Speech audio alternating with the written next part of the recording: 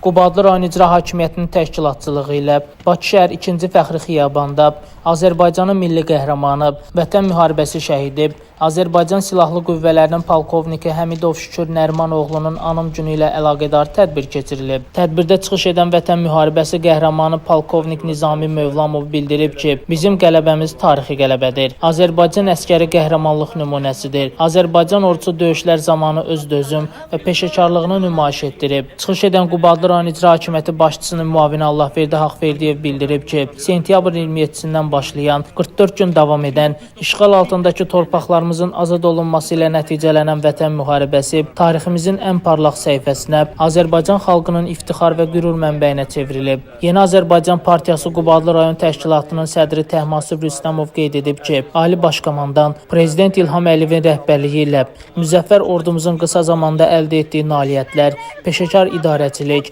döyüş hazırlığının və hərbi vətənpərvərlik ruhunun daim yüksək olması imkan verdi ki, biz torpaqlarımızı düşmənlərdən azad edək. Digər çıxış edənlər diqqətə çatdırıblar ki, 30 ilə yaxın həsrətində olduğumuz Qubadlı rayonu 25 oktyabr 2020-ci ildə işğaldan azad olunub. Milli qəhrəmanımızın qardaşı Əsəd Həmidov şəhid ailələrinə göstərdiyi diqqət və qayğıya görə Ali Başkomandan Prezident İlham Əliyevə, 1-ci vitse-prezident Mehriban Əliyevaya minnətdarlığını bildirib. Şükür Həmidov Vətən müharibəsi zamanı 22 oktyabr 2020-ci il tarixdə doğulub böyüdüyü Qubadlı rayonunun azadlığı uğrunda gedən döyüşlərdə qəhrəmancasına şəhid olub.